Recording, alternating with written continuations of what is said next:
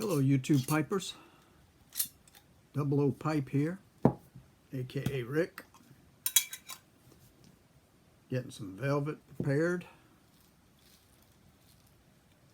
to put in this old pipe. I got in touch with my daughter about the stuff from smokingpipes.com accidentally being sent to her address. That was over 2 weeks ago now, and asked her if she had had a chance to put it in the mail, and she said no. So I haven't a clue when that thing is going to get here. Like I said, I forgot what it was I bought now. So did I really need it? Probably not. All right, velvet into, well, it's a corn cob. Other people know what it's called, but I don't know. To me, it's a corn cob pipe. And what more could you want? Like I told Paladin Piper, my great-great-grandmama smoked a corn cob pipe.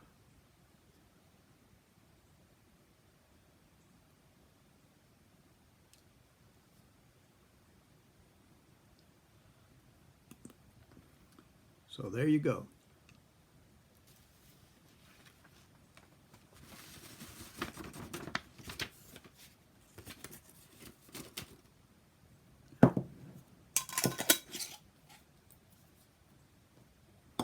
It does sit pretty easy.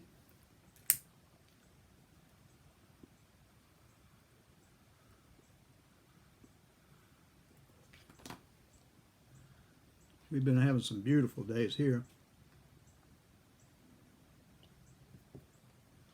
Sun's been shining. Weather's been nice and cool.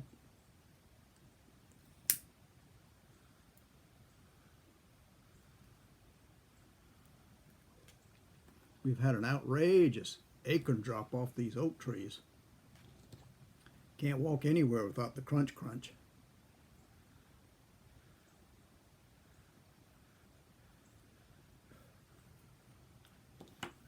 And I'll tell you, the other day I saw something that really broke my heart.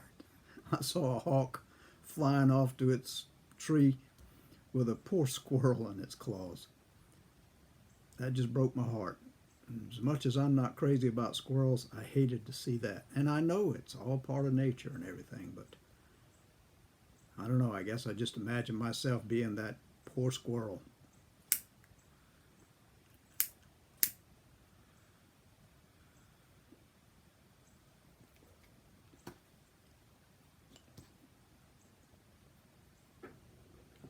First time I've actually seen that. There is a hawk over in the tree across the creek there. That has really cut down the squirrel population around here. But I never witnessed one being carried off before. I used to feed the birds out front, but I stopped doing that after I kept seeing dove feathers all over the place, because I figured that hawk must have gotten doves who feed off the ground. So I quit doing that too, because I hated to contribute to the death of a mourning dove.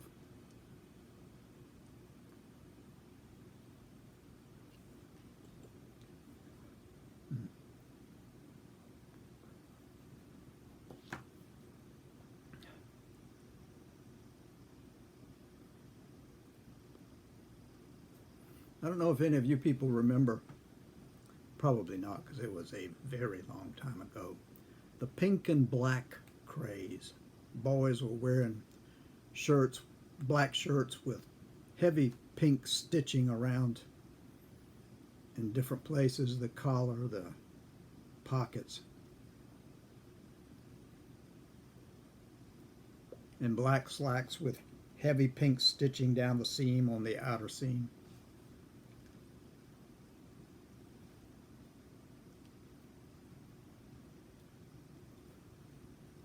Clyde was into that. I was too young to be fashion conscious, but he was just getting to that age where he was. And Elvis was big at this particular time. This was when Elvis first began to appear. And when he was on Ed Sullivan, they wouldn't show him below the waist. But anyway, Clyde had been in the bathroom in front of the mirror, combing his hair for an hour. It was a big ritual. First he'd put on, after getting out of the shower, he'd put, and drying off his hair, he'd put baby oil in his hands and rub it through his hair and comb it. And after that, he would rub that off a little bit and then get the butch hair wax, which was the ultimate in hair hold. And he would put that in his hair. And when he combed it, he got the sides perfect. And in the back, he got it perfect so it came into one of those ducktails, or a DA as they called them, a duck's ass. And in front, he would have the sides curling up so that this, as somebody once called it, turd of a hair would drop down into his forehead. He had it perfect. His hair was meant for that. Just meant for it. Just thick enough, and always on his head. He never went bald. He never even thinned, I don't think. But anyway, after putting that butch hair wax in there and getting it just perfect so that the mirror he held to see how the back looked and everything, he came out and he said, "What do you think, Neff?" I said, "What of?" He said, "My hair. I look like Elvis." And he put that, Elvis in the beginning used to have kind of a sneer. That lip went up like that. I can't do it like he did.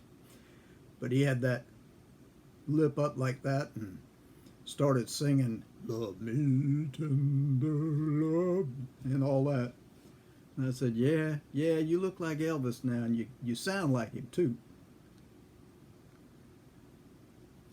On his comb, there was a bead of butch hair wax on it. And he took his fingers and he ran his fingers across that. And he took it and he rubbed it down the side on his seam, on his dungarees. Jeans, as they call them these days. Back then it was dungarees.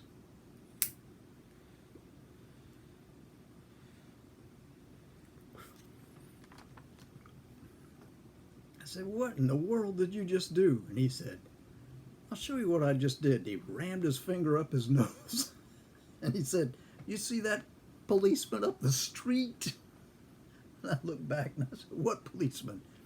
He said, "The one with the seam down his side." And as he did that, his mother came in. She said, "Clyde Lynn Parnell, what are you doing?" And he said, "Nothing." She said, "That didn't look like nothing to me, and I don't want to ever see you do that again." He said, "Yes, ma'am." First time he got caught doing something he wasn't supposed to. She said, "That's a filthy habit. I just don't want to see that again." And he said, it really wasn't what it looked like. And she said, "Yeah, well, I can tell you what it looked like, and I don't want my son doing that ever again." He said, "Yes, ma'am." And then he said, "What do you think? What do you think, Mama, of my hair?" And she said, "What in the world have you done to it?" And he said, "I'm combing it like Elvis." She said, "Elvis, is that new, y'all call him a singer, that they won't let on Ed Sullivan because he dances so wild?" He said, yeah, that's the one. She said, I guess that's what you young'uns have to do these days, is be like your idols. And he said, yes, ma'am, I want to be just like him. I want to sing. And then he got his Elvis and he said, I want to be a singer. And I want to get the girls because they go wild. And she said, what? What did you say? He said, nothing, Mama. I didn't say nothing. Then he said, what do you think about me singing, Mama? And so he started singing Love Me Tender that Elvis sang. Sounded just like Elvis when he did it. And she said, yeah, you do sound pretty good, son. Maybe you could be a singer when you grow up. He said, that's the plan. And he got that curl in his lip, looking at me, and then he did that thing that Elvis used to do at the end, twisted so his leg was like this, and he looked like Elvis. I mean, he had his movements down.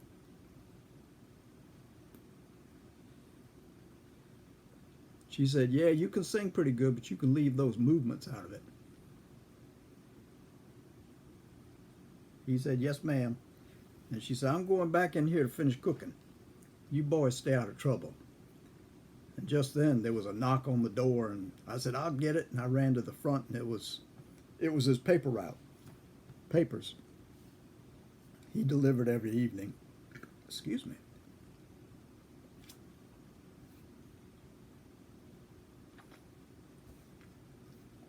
And he said, what is it, Neff? And I said, it's your papers for the paper route. And he said, well, bring them in and I'll get the rubber bands. And we'll get them wrapped up and so I can get out of here because I got a party tonight I'm going to.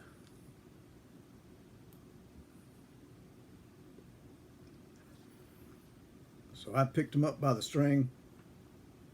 I was bent over trying to carry him because that was a heavy bunch of papers for a small guy. And I brought him in. He took out his folding knife and cut that string and put his knife back in his pocket and took him out. And he said, here, help me with the folding. So I'd fold one and he'd fold three. I'd fold one and he'd fold three. And he said, hurry up, Neff. Can't you do any better than that? I said, I'm going as fast as I can. Well, down to the last few, and he left me and walked outside and got his canvas sack that he had on a T-board that he put on his bike.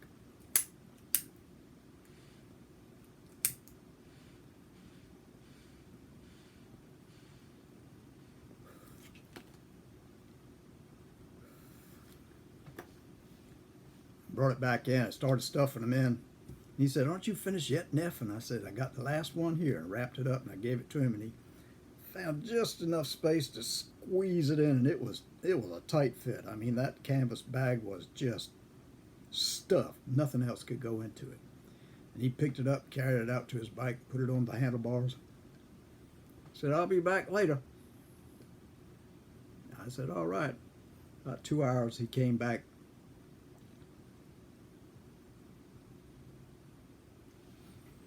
Dropped his bike near the garage, came in and said, I got to get ready now because I got to go to that party tonight because those girls are going to be looking for me.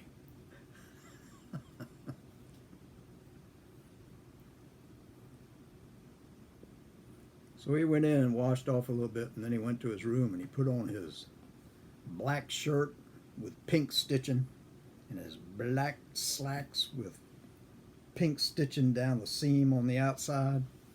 Came out there and said, did that Elvis trick. I said, what do you think, Neff? I said, pink and black. He said, yeah, pink and black.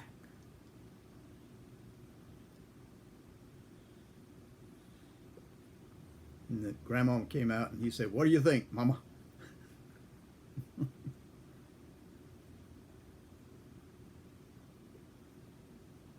She said, what's that you're wearing? He said, I bought this with money I got from my paper route that I saved. Got me some black slacks with pink stitching down the side and a black shirt with pink stitching on the pocket, the collar, and around was that the sleeve, the outer part of the sleeve. He said, "What you think?" She said, "Well, if that's the thing, you must be right up there with them, because that's definitely pink and black."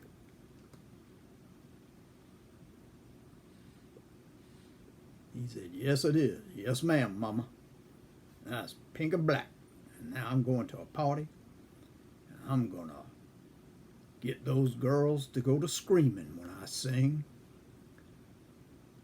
And she said, she didn't say anything. She just shook her head and walked back into the kitchen. And I said, "You leaving now?" He said, "Yeah, I got to walk over to my friend's house where the party is, but I'm ready now." I said, "You gonna sing?" He said, "Yeah, girls like it." It sounded like that guy who made the record called All American Boy. I can't remember who it was, but that's what he said. He said, "The girls like it." And then he walked out singing the Big Bopper song.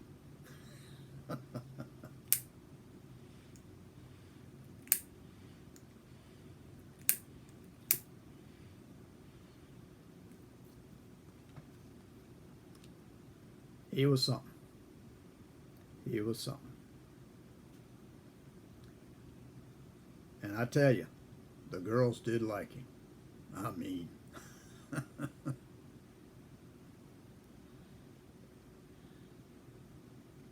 he knew it, and he just loved them back, and that's what they wanted. He was a character. From a very young age, he knew the girls liked him. Yeah, they like it. I miss that boy. That was quite the craze. I don't know if y'all are familiar with it or not. The pink and black phase.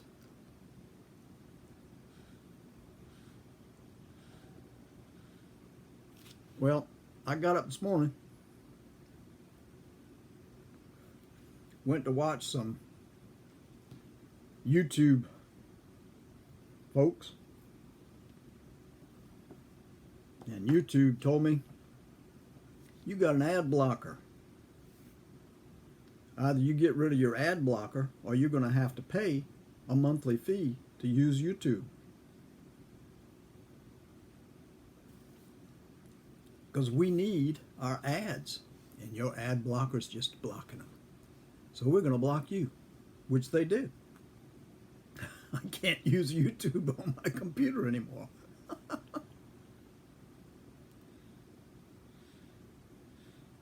So I'll be surprised if this one goes on.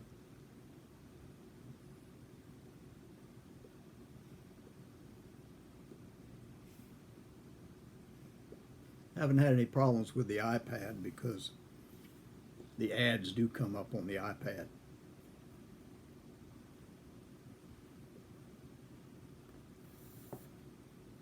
But anyway, we'll give it a try. Don't forget my gall. If there's anybody who wants to join in, you can sign up down here as well, down below, and I'll add you to the list. This is Wednesday, so you've got today, Thursday, and Friday to sign up. And then on Saturday, I'm going to do the drawing. And it's for a gift certificate from smokingpipes.com. So if you're interested, sign up. I hope your day is going as well as this one is. It's pretty outside. Take care of yourselves. God bless you. Until the next time. Bye-bye.